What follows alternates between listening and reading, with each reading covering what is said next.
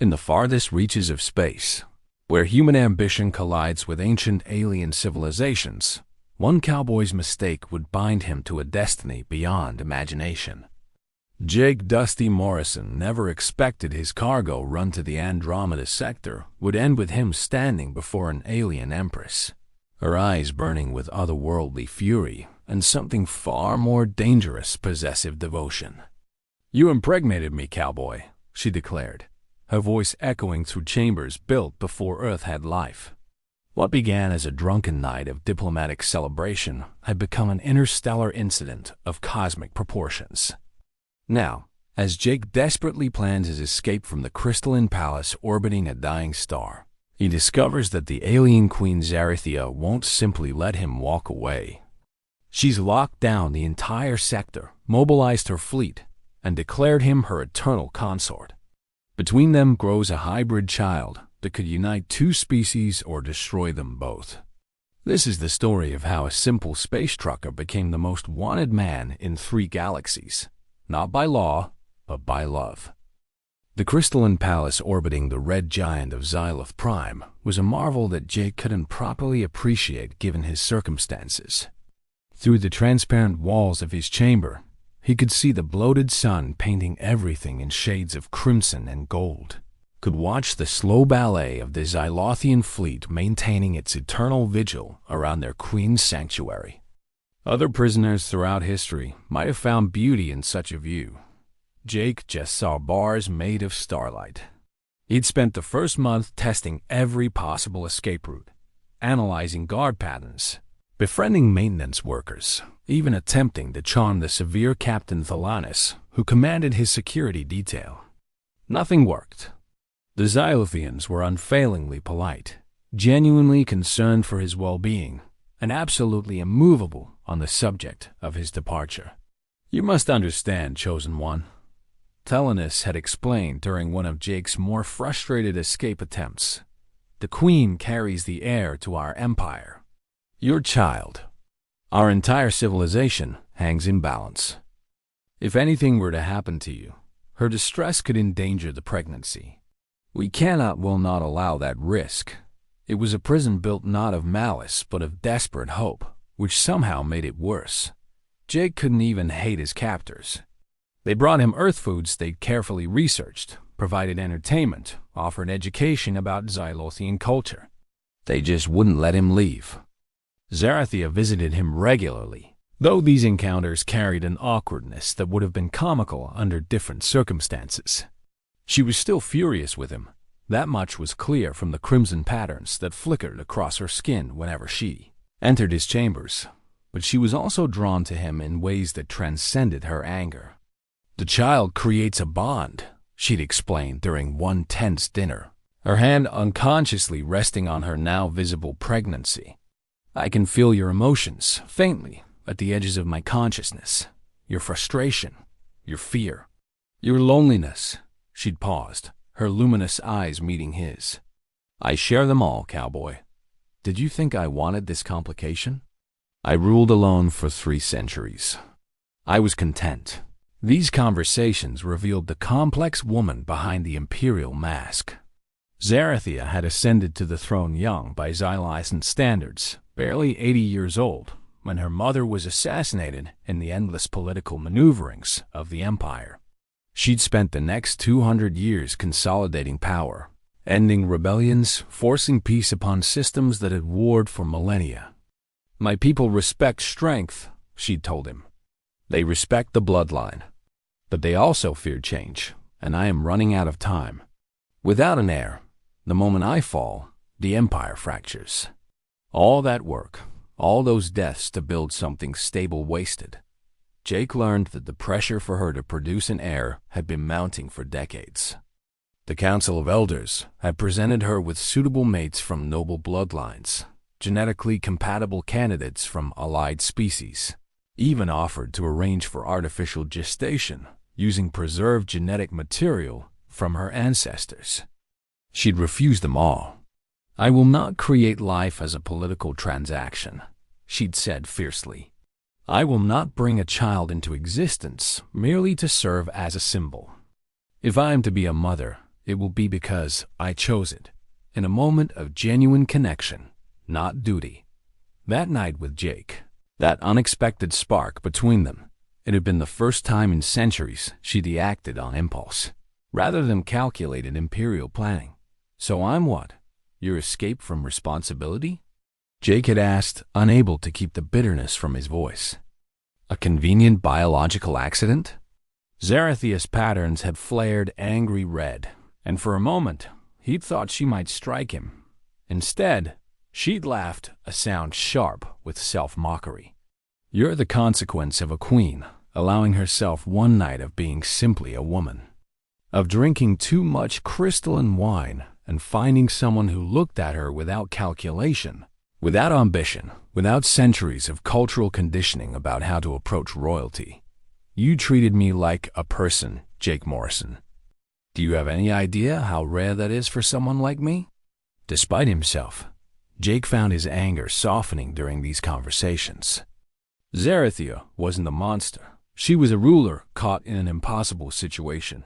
Someone who made a choice in a moment of vulnerability and now refused to let the consequences escape her control. Her refusal to let him leave wasn't just about the child, he realized. It was about pride, about not letting another decision, his rejection, define her existence. She'd spent 3 centuries proving she couldn't be dismissed or disrespected by anyone. She wasn't about to start now. Even if the person dismissing her was just a cargo hauler who'd stumbled into the wrong diplomatic reception. But understanding her motivations didn't change Jake's fundamental problem. He was still a prisoner, watching his freedom disappear with each day that passed.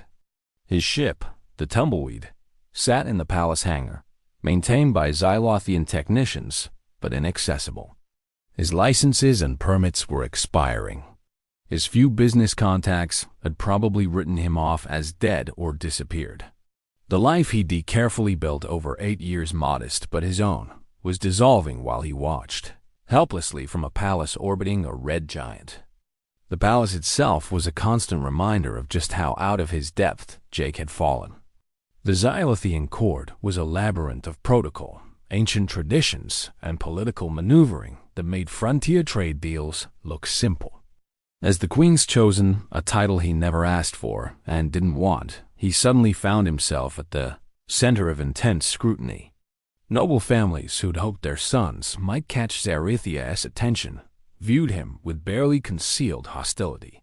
Council members studied him like a specimen, trying to determine what qualities had attracted their queen. Religious leaders debated whether a human Xylothian hybrid would carry the spiritual essence necessary to maintain the celestial flame, whatever that was. The only person who seemed genuinely pleased by the situation was Lady Myrith, Zarathia's childhood friend and closest advisor.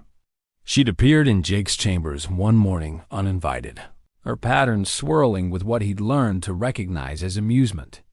"You've done something remarkable, human," she'd said without preamble. "You've made Zarathia feel again. For decades, I've watched her become more distant, more isolated by her position. Then you come along uncultured, completely inappropriate, utterly unsuitable, and she laughs. She rages. She feels." Myrith had leaned closer, her voice dropping. "Don't mistake her anger for regret, cowboy. She's furious because you matter, and that terrifies her."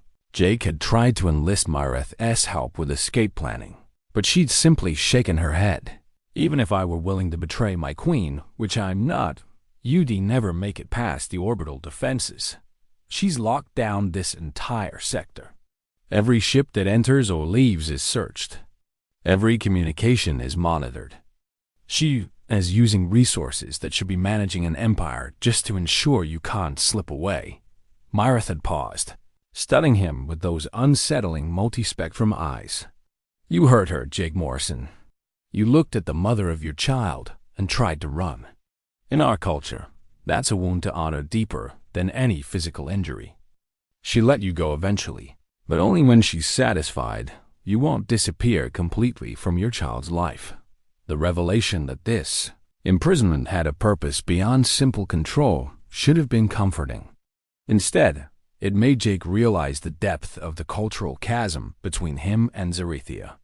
He'd grown up on frontier stations where family was whoever stayed together through the hard times, where biological connections were less important than loyalty and shared struggle.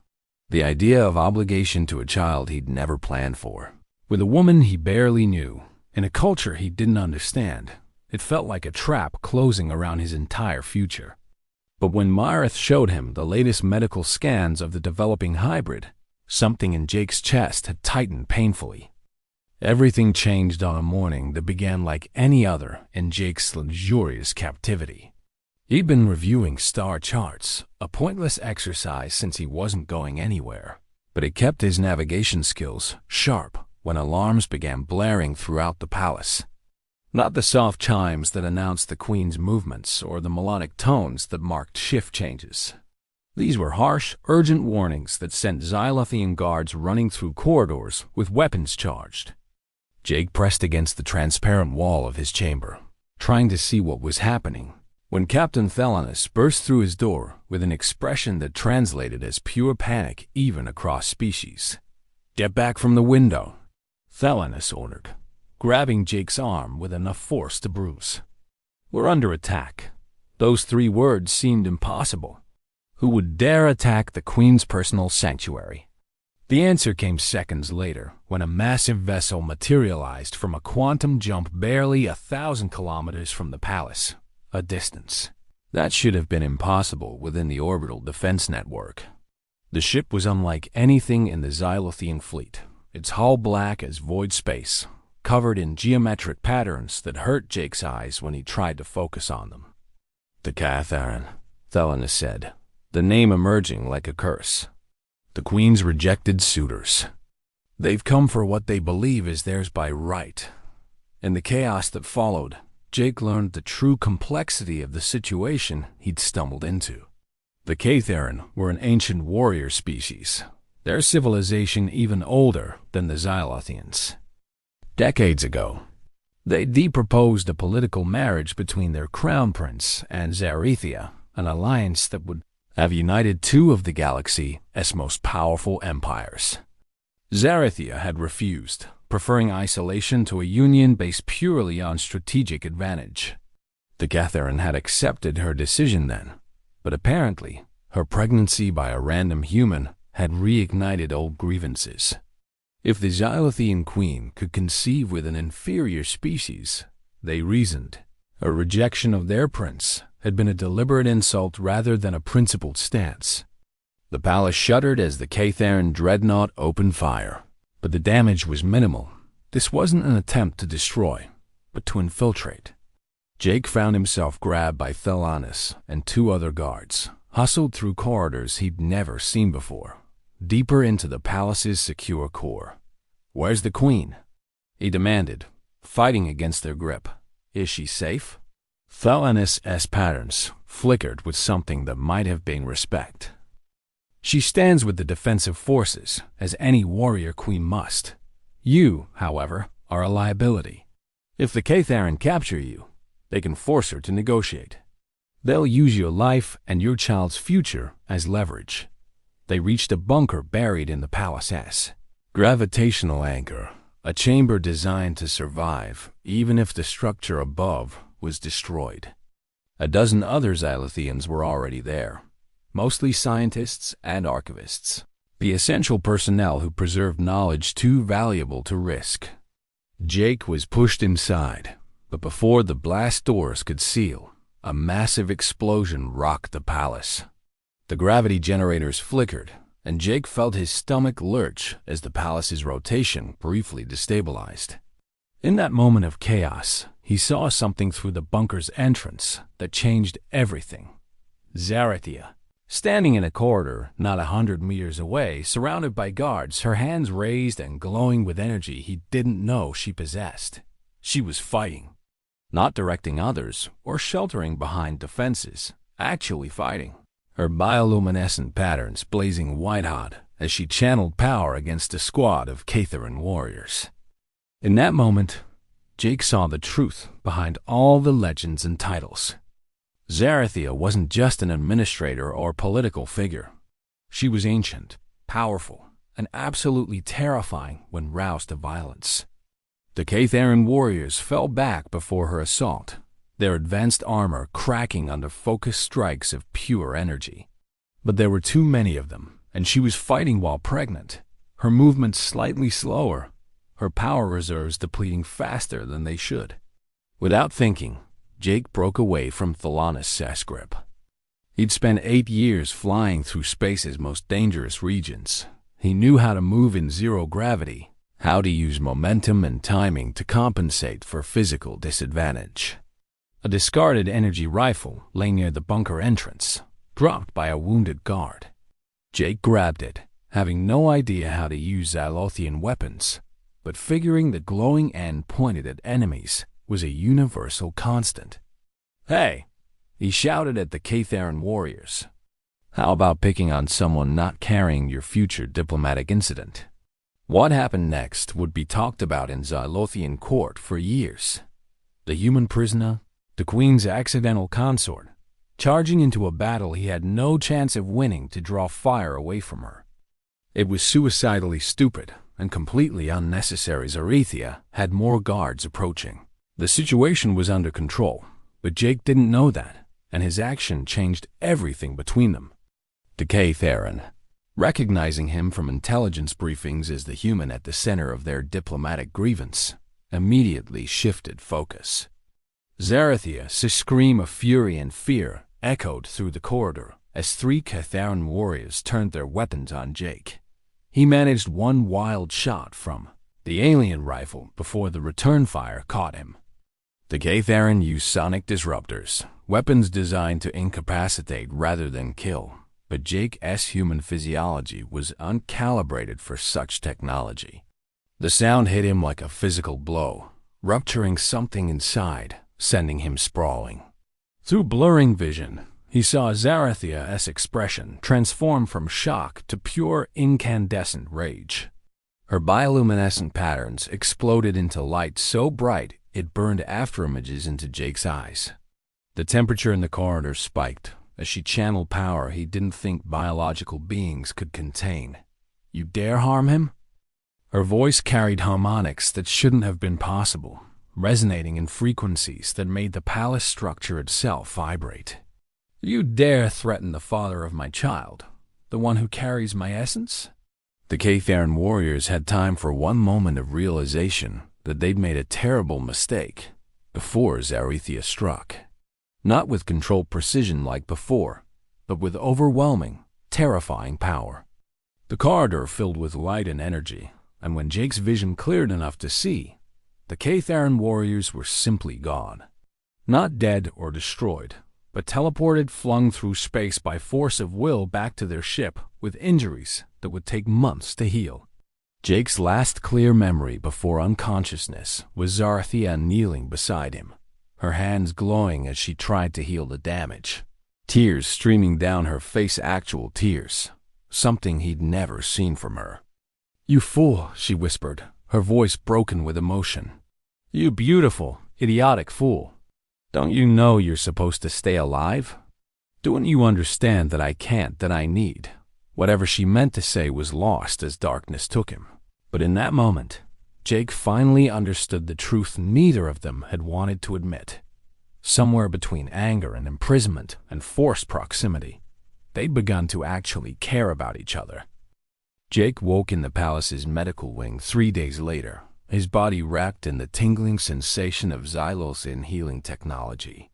The first thing he saw was Zarethia, slumped in a chair beside his recovery pod, her bioluminescent patterns dim with exhaustion. She'd apparently refused to leave his side, ignoring the urgent demands of governing her empire, while the human who tried to run from her now lay unconscious. When her eyes opened and met his, Jake saw something in them he'd never expected. Relief so profound it was almost painful to witness. "You're awake," she said softly, and her hand found his, the touch tentative, as if she wasn't sure she had the right despite everything. The attack had been repelled, Jake learned over the following hours, though its political consequences rippled through the galactic community. The Catharan Empire had formally apologized, claiming the assault was the unauthorized action of radical factions who didn't represent their government's position. No one believed this, of course, but the fiction preserved diplomatic channels while making clear that further aggression would mean war. What shook the Xylothian Empire more was the revelation of their queen's power. Many had forgotten that Zarathia came from a bloodline that had once conquered star systems through force rather than negotiation. Her display of raw energy manipulation reminded everyone that her preference for peace was a choice, not a necessity. But the truly seismic shift happened within the palace itself, in the relationship between a captive human and the alien queen who'd imprisoned him. Jake's reckless charge to her defense had shattered something between them, the wall of roles and responsibilities that had kept them at safe distances. "Why did you do it?" Zarathia asked him one evening, as his injuries continued healing. "You could have stayed safe in the bunker. You should have." "I had the situation managed." Jacob laughed, the sound weak but genuine. "Yeah, well, I didn't know that. All I saw was the mother of my kid surrounded by warriors, and I figured ... Hell, I don't know what I figured. Seemed like the right thing to do." "The right thing," Zarathia repeated, her pattern swirling with complex emotions. "Jake Morrison, you tried to run from me. You looked at our child and sought escape. Yet when danger came, you ran toward me instead. How am I supposed to reconcile these contradictions?" It was the most vulnerable Jake had heard her sound, the mask of imperial certainty finally cracking. "I don't know," he admitted. "Maybe both things are true. Maybe I'm still scared as hell of being a father, of being bound to a life I never chose. But maybe seeing you in danger made me realize I'd rather face those fears than watch you get hurt." Their conversations during his recovery dug deeper than ever before, past the surface tensions into the raw fears beneath. Zarathia confessed that her fury at his attempted departure hadn't just been about honor or duty, it had been terror. "I'm 380 years old," she said. "I've lost everyone I ever cared about to time or politics or assassination. When I felt that connection with you, when I discovered the child we'd created, part of me hoped, foolishly, I know, that perhaps I'd found someone who might choose to stay, not because of obligation, but because they wanted to." Jake's rejection had confirmed her deepest fear, that she was ultimately alone, that her position made genuine connection impossible. Jake, in turn, finally articulated his own terror, that accepting this situation meant giving up the last shreds of freedom he fought so hard to achieve. He'd grown up in an orphanage on a mining station, shuffled between foster families who saw him as labor or a check from social services. The day he turned 18 and bought his first ship, a barely functioning hauler he named Tumbleweed, was the day he finally controlled his own destiny. The idea of being bound by a child, by responsibilities to an empire, by expectations he never asked for, felt like returning to that childhood helplessness. "I don't know how to be what you need," he told her. "I barely know how to take care of myself." "Perhaps," Zarathia suggested gently, "that's not what I need. Perhaps I need someone who doesn't try to be what I need, who doesn't calculate and scheme and present a perfect diplomatic face. Perhaps I need someone who'll do something phenomenally stupid like charge on warriors with a weapon he doesn't know how to use, simply because it feels right." Her hand touched his face, a gesture that would have been scandalous in public, but here, in the privacy of the medical wing, was simply human, or as human as a gesture could be between species. "I won't lie to you anymore, Jake. I want you to stay. Not as my prisoner, but as my choice. As someone who chooses me in return."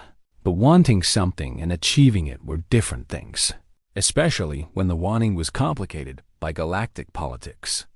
The Council of Elders, emboldened by the Catharan attack, demanded increased security measures around Jake, measures that would make his previous imprisonment look like freedom.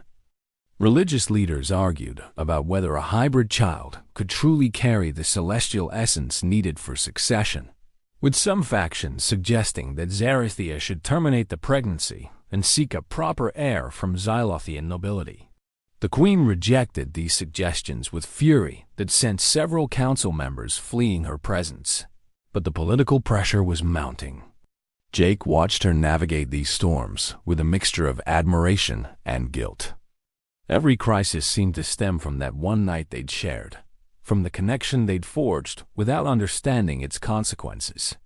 "Maybe they're right," he suggested during one particularly difficult evening. "Maybe I should disappear once the child is born. You could raise them here, properly, in your culture, without the complications I bring." Zarathia's patterns had flared so brightly he'd had to look away. "And what would I tell our child?" she demanded. "That their father was a coward who ran? That love, because yes, Jake, I'm saying it, love isn't worth fighting for?" That word love hung between them like a star going nova, illuminating everything and destroying old certainties. Neither had meant for it to reach that point. Their connection was supposed to be a diplomatic incident, a biological accident, a problem to be managed. But somewhere between imprisonment and vulnerability, between anger and understanding, between the moment he'd charged to her defense and this moment now, it had become something neither could deny. Jake Morrison, cargo hauler from nowhere, had fallen in love with an alien empress who'd imprisoned him. And she, ancient and powerful, had fallen for the one person in the galaxy who'd tried to escape her. The question now wasn't whether they wanted to be together.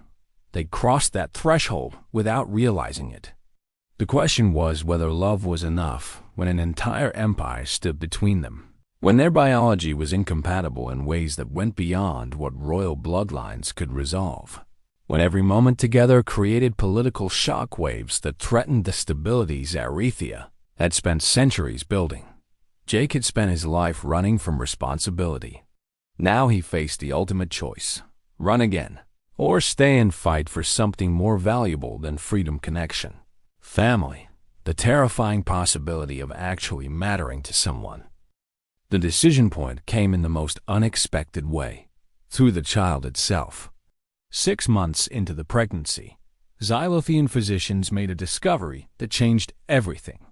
The hybrid growing inside Zarathia wasn't simply combining traits from two species. It was creating something genuinely new, with capabilities neither parent possessed.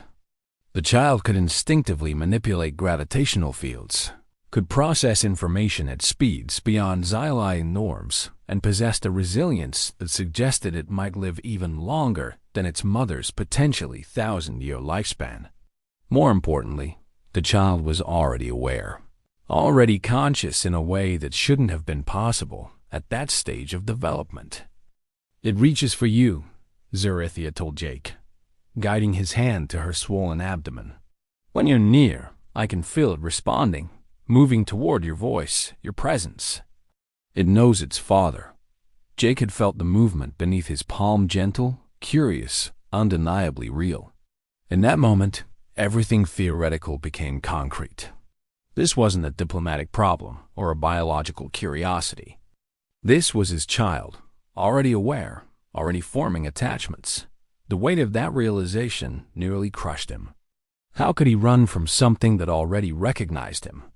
How could he abandon a consciousness that was reaching for connection?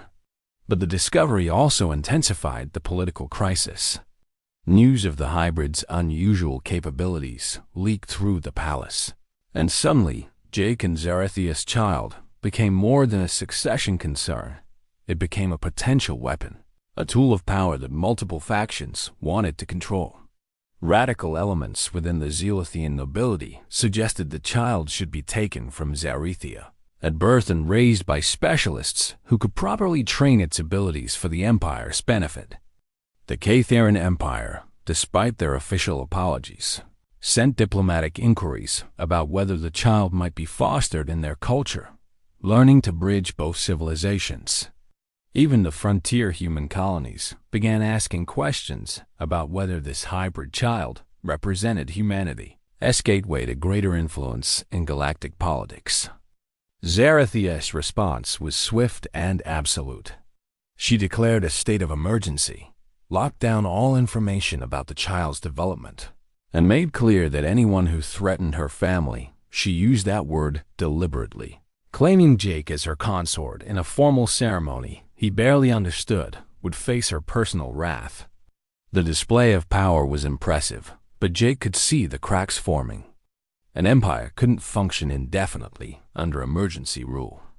The political structure needed stability, needed answers, needed some resolution to the chaos their relationship had created. Something had to change, and soon. The solution, when it came, emerged from the most unlikely source: Jake himself. He'd been spending time with Lady Myrith, learning about Xylothian culture and history, when he stumbled across references to something called the Frontier Protocol. Centuries ago, when the Xylian Empire first expanded into unknown space, they created a framework for situations exactly like this when contact between species created hybrid populations that fit neither parent culture. The protocol established sovereign territories where mixed populations could develop their own societies, owing loose allegiance to the empire, but governing themselves according to their unique needs. "It's archaic," Myrith admitted when Jake asked about it. "We haven't invoked the Frontier Protocol in 200 years. But theoretically, yes, it could apply to your situation." Jake's mind raced with possibilities. What if he and Zarathia didn't try to force their child into either human or Xylothian molds? What if they created something new, a place where hybrid families could exist without choosing sides, where the complications of cross-species connection could be embraced rather than suppressed? It would mean giving up both his freedom as an independent pilot and Zarethia's direct rule of her empire, but it might also be the only way to build a life together that wasn't torn apart by political pressure. When he proposed the idea to Zarethia, she'd stared at him in silence for so long he thought she'd rejected it outright. Then, slowly, her bioluminescent patterns had shifted to colors he'd never seen before, gold and silver intermingled with her natural purples. A combination that Myrith later told him represented hope mixed with profound sorrow. "You're suggesting I abdicate," Zarethia said softly. "That I abandon the empire I've bled for, fought for, shaped over 3 centuries. To build something new with you." Jake nodded, his heart hammering. "Not abandon. Transition. You'd still be connected to the empire, still have influence, but you wouldn't be carrying the weight alone anymore. And our child wouldn't be raised as a political pawn. They'd be free to become whoever they're meant to be." The debate that followed consumed weeks. Zarathia was torn between duty and desire, between the empire she'd built and the family she'd found. The Council of Elders was predictably horrified by the Frontier Protocol suggestion, arguing that the Queen's departure would destabilize everything. But a surprising coalition began forming in support younger Xylothians who saw the hybrid child as a symbol of evolution rather than contamination. Diplomatic factions who recognized that Jake and Zarethia's relationship had inadvertently opened dialogue with human colonies that had previously been closed. Even some traditionalists who believed a queen with an heir, secure in a protected territory, was better than an unstable succession crisis. The Caetheran Empire, perhaps seeking to repair their damaged reputation after the attack, offered an unexpected gift: a habitable moon in neutral space, technically unclaimed by any galactic power, perfect for establishing a Frontier Protocol territory. It was a strategic location, positioned along major trade routes, with resources sufficient to support a growing colony. Their ambassador made clear this was both an apology and an investment. They wanted the goodwill of being the empire that helped birth humanity as first true integration with galactic society. Zarathia accepted with wary grace, recognizing the political maneuvering but appreciating the genuine opportunity. Jake found himself thrust into planning sessions that made his head spin: discussions of governance structures, resource allocation, immigration policies for other cross-species families who might want to join them. He was completely unqualified for this level of decision-making, but Zarathia insisted he be involved in every choice. "This is our territory," she told him firmly. "Our family's foundation. You don't get to opt out of the hard parts because you're intimidated." It was strange and terrifying and somehow right. Watching plans take shape for a life he'd never imagined wanting. The final crisis came just weeks before the child's expected birth. A faction of Xylossa religious fundamentalists, unable to accept their queen choosing a human over their traditions, attempted a desperate assassination. They bypassed palace security using ancient ceremonial routes that only religious leaders knew existed, reaching Zarathia's chambers in the dead of night. Jake was with her. He'd been spending nights there as her pregnancy advanced, ostensibly for security, but really because neither of them wanted to be alone. When the assassin struck, he was the first line of defense. This time, Jake wasn't unarmed or unprepared. Months of training with Captain Thalanis had taught him to use Xylothian weapons, to move in low-gravity environments, to fight with the pragmatic ruthlessness of someone protecting what mattered most. He held him off just long enough for Zarathia to activate emergency protocols, for guards to arrive, for the threat to be contained. But he took a blade to the ribs in the process, a ceremonial weapon that bypassed modern armor, leaving him bleeding on the crystalline floor while Zarathia screamed for medical assistance. As physicians worked frantically to save him, the child inside Zarathia reacted. The stress, the fear, the spike of adrenaline triggered early labor. Suddenly, the medical team was fighting on two fronts, stabilizing Jake while preparing for a premature hybrid birth that no one had experienced before. Through the chaos, through pain that made his vision white out, Jake heard Zarathia's voice. "Stay with me, cowboy. You don't get to run now. You promised me. You promised us." And somehow, anchored by that voice, by the knowledge that his child was about to enter a universe that needed both parents to navigate it, Jake clung to consciousness. The birth itself was something Jake experienced in fragments pain medication, making everything dreamlike. Physicians moving with urgent precision, Zarathia's hand gripping his with enough force to break human bones, but he didn't care. Then, a sound cut through the haze. A cry that held harmonics of both human and Xylothian vocal structures. A wail that seemed to resonate in frequencies beyond normal perception. "A daughter," someone said, and Jake felt tears streaming down his face without knowing when he'd started crying. "You have a daughter." When they finally placed her in his arms, after both he and Zarathia had been stabilized enough for that precious contact, Jake understood for the first time in his life what it meant to be completely, irrevocably changed. She was tiny, her skin shifting between human pale tones and faint iridescent patterns, her eyes enormous and already focusing with an awareness that should have taken weeks to develop.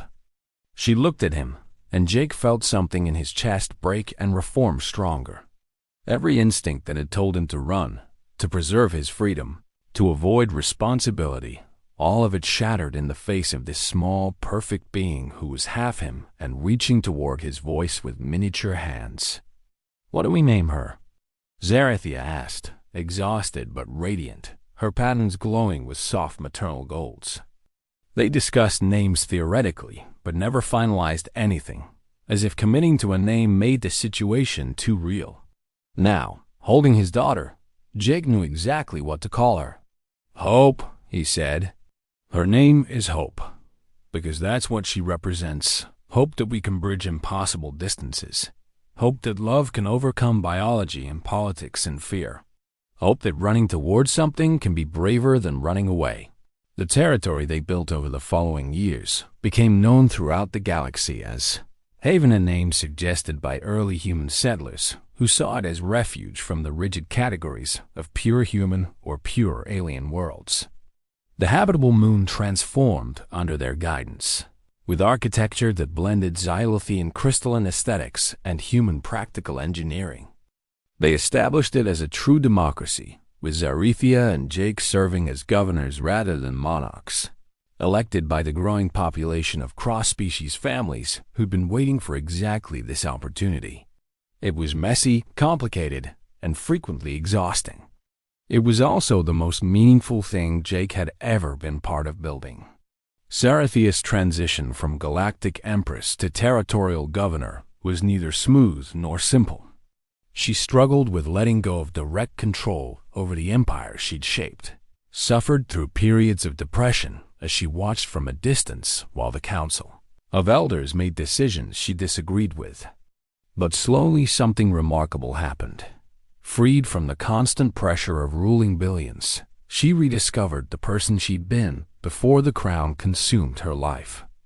She laughed more easily, took risks in policy and personal relationships, allowed herself to be uncertain without seeing it as weakness.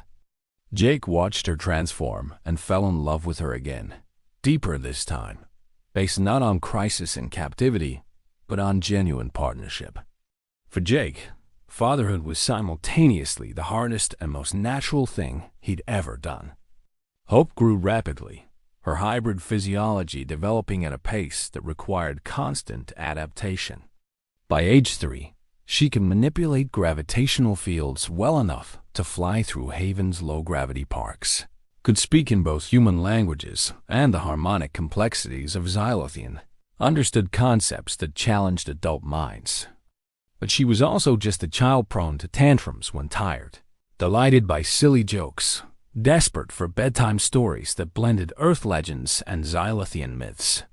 The man who'd spent 8 years alone in space now couldn't imagine existence without her sticky hands, her impossible questions, her absolute certainty that her parents could solve any problem. The Xylothian Empire stabilized after Zarethia's departure, though not without turbulence.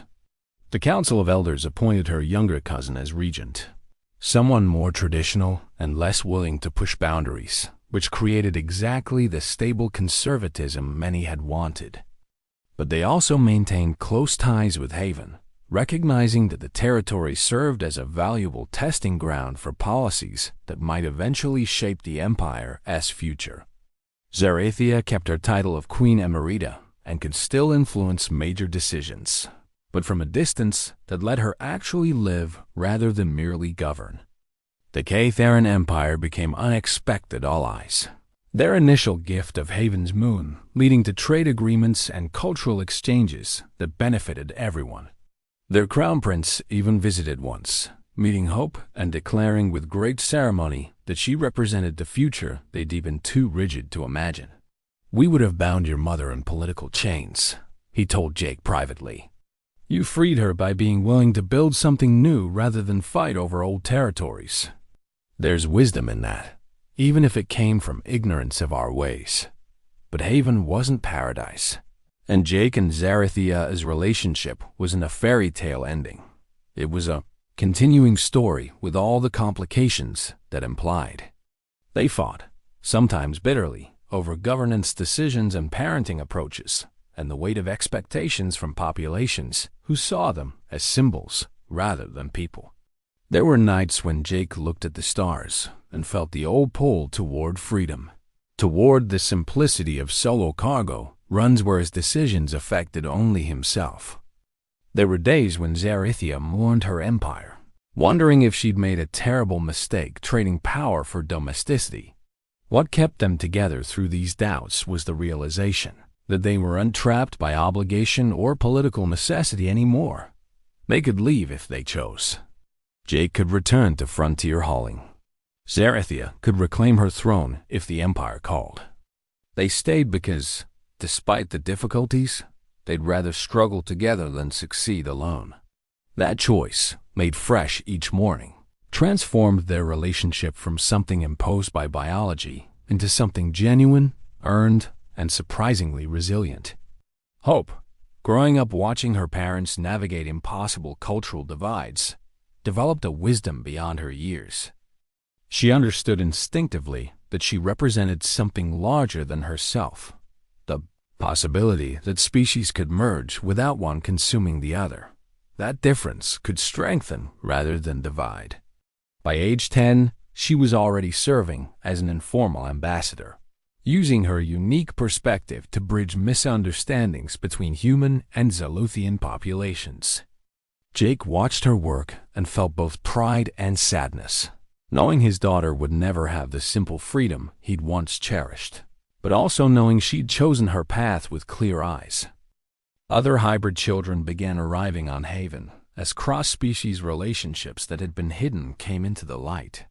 Some were human Zaluthian like Hope, but others represented unions between species. Jake had never heard of each family bringing their own complications and unique strengths. The territory became a laboratory of possibility, proving that biology wasn't destiny, that families could be forged from the most unlikely combinations. Jake, who'd grown up in institutional care, believing family was something that happened to other people, found himself at the center of a community built on chosen connections.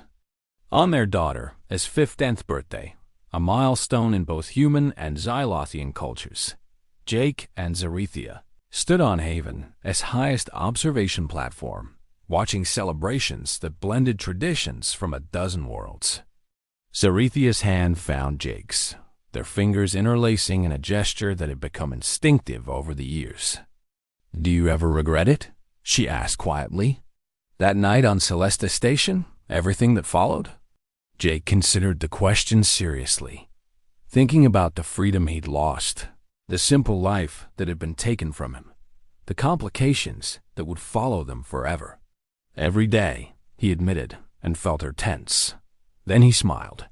"And every day, I realized I wouldn't change a damn thing. I spent 8 years running from connection, convinced that freedom meant being alone. Turns out, the best kind of freedom is choosing who to be tied to." He squeezed her hand. "I impregnated you, cowboy. That's what you said when this started. Made it sound like I'd committed some crime. But you know what? Accidentally creating hope, building Haven, finding you. That's the best crime I ever committed." Zarethia laughed, her bioluminescent patterns swirling with the deep purples and golds that Jake had learned meant contentment mixed with love. "You're still impossibly sentimental for a cargo hauler, and you're still impossibly bossy for someone who's supposedly not an empress anymore." They stood together in comfortable silence, watching their daughter, human and alien, neither and both lead a dance that would have been impossible without the bridge they'd accidentally built. Haven spread below them, crystalline spires catching the light of 3 moons, a place that existed because 2 people had been willing to stop running and start building. The Zaluthian fleet still guarded Haven's space, though now as protectors rather than jailers. Jake's ship, the Tumbleweed, sat in the main hangar, maintained and ready for the occasional runs he still made, not because he needed to, but because some part of him still craved those hours alone in space where he could think, remember who he'd been, and appreciate who he'd become. Zarethia understood that need, just as Jake understood when she occasionally returned to the Empire for ceremonial functions, stepping back into the role of queen for brief moments before returning to Haven and the life they'd chosen. They'd started as captor and captive, obligation and resentment, 2 people from incompatible worlds forced together by biology and circumstance.